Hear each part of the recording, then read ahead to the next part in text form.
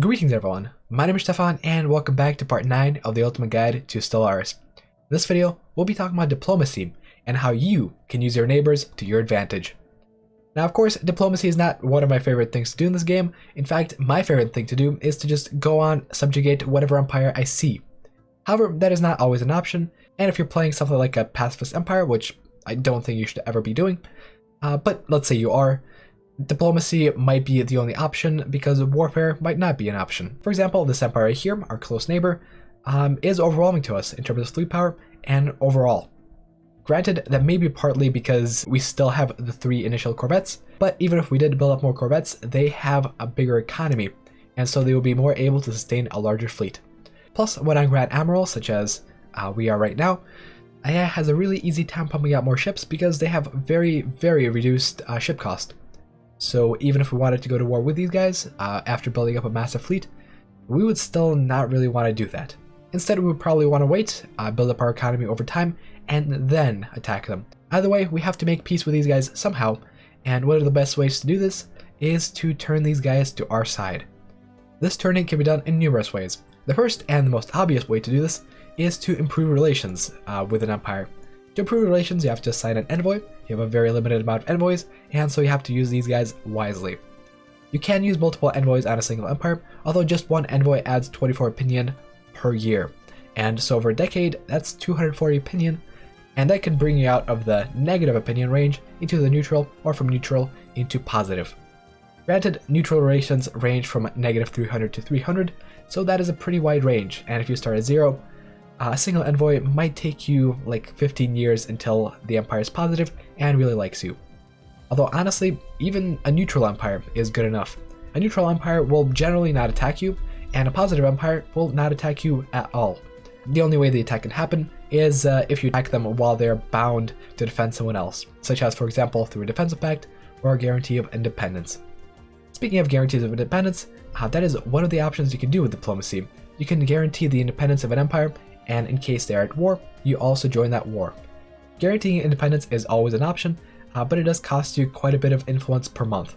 However, it is still less than the amount of influence you pay for a defensive pact, so potentially you can do a makeshift defensive pact where you guarantee the independence of an empire, and they guarantee your independence back, and that's 0.5 influence per month instead of 1. Granted, defensive pacts will gain you more opinion overall, and can give you up to plus 100 opinion if you stay in a defensive pact for long enough. Although, considering how the new system considers their opinion and your opinion, the 100 will actually transform into 200 total opinion. So with a defensive pact, you can potentially build up to 200 extra opinion worth of trust. However, even the 200 is not that significant and can be achieved with just 8 or 9 years of an envoy. This way, through improving relations, envoys are extremely powerful and should be feared even more than fleets. Because while fleets can protect you during war, an envoy that protects you from war will be more effective.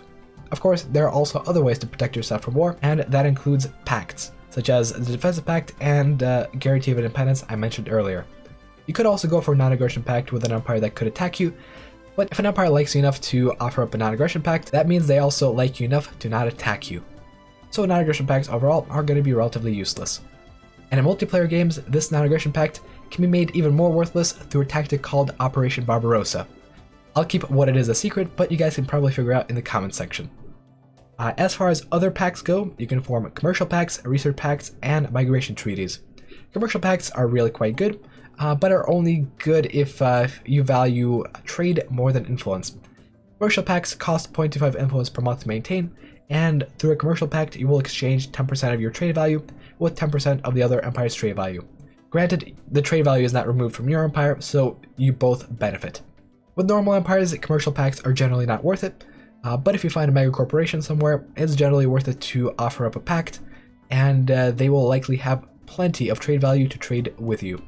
In most cases though, as long as it's available, you will want to go for a research agreement.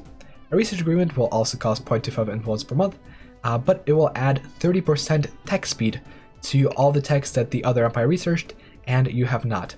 So for example, if this empire has a destroyer's technology and we don't have it completely researched, they would give us plus 30% additional research progress per month. And that is actually quite powerful, and I would go for that if the other empire is superior to you in technology. it can still be worth it even if the relative tech levels are equivalent, because chances are they research some techs that you haven't.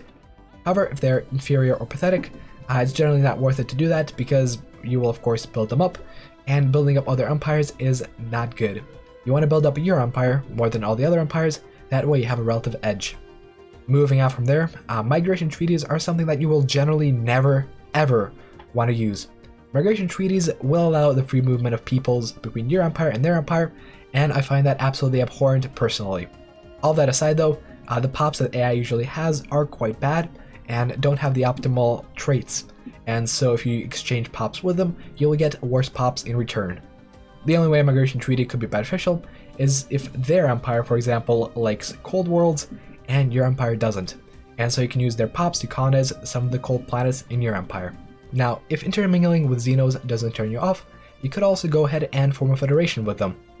For a federation, you will firstly need to have the diplomacy tradition, and no, if they have the tradition but you don't, you cannot form a federation with them. They will have to be the ones forming the federation with you, and the person forming the federation will be president, so you generally don't want that. You want to go for it yourself and go for the diplomacy tradition.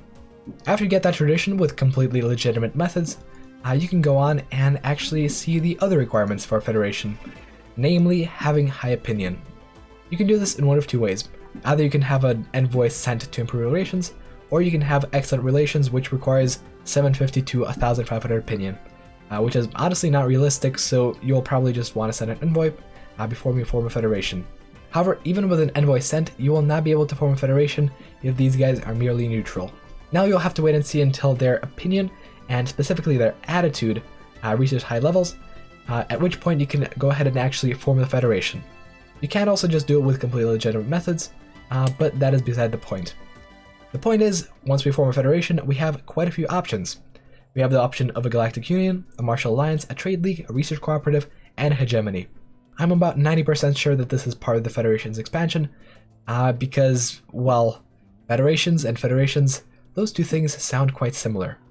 Regardless, each federation will have a specific bonus associated with it, and you can probably tell the purpose of an alliance just by looking at its name.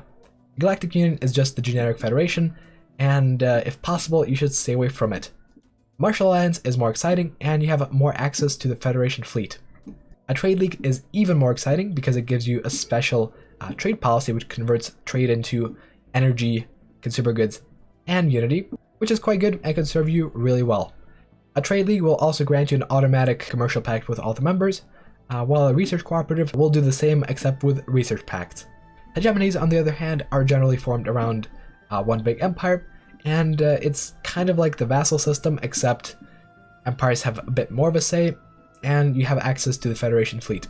The only bad thing about it is that the president of the hegemony can change, and so he can be potentially supplanted by one of your Federation members. Otherwise, the hegemony is a very good federation, and you actually get a special war goal to accumulate members into your hegemony if they lose a war, which is actually pretty neat, and you cannot leave a hegemony willingly unless you're the president. The president has the power to kick members, but members individually don't have the power to leave themselves. Now let's say we just form a federation, call it feds, make them accept, and now you'll be able to see this new thing right here, the fed screen. Now there are quite a few things here to cover, and I will actually be doing a separate video on federations themselves, but do keep in mind that, yeah, federations are quite powerful, and especially if you can build up a federation fleet, you'll be good to go. This thing does not require any upkeep, and you can just haul it around and kill everything without having to pay for it with alloys or energy. Other than that, the one last thing that you must know about diplomacy is that if you close your borders to another empire, they will probably close their borders to you. And if your default border stance is closed borders, of course, everyone else will have closed borders. So remember to set your stance to open borders, and you will gain extra diplomacy with other empires, and you will also gain border access, so you can go in and steal their systems. That's gonna be it for today's video, and tomorrow I'll be covering war. Stick around for that, and that's gonna be the last episode of the series. Thanks for watching, and I'll see you next time.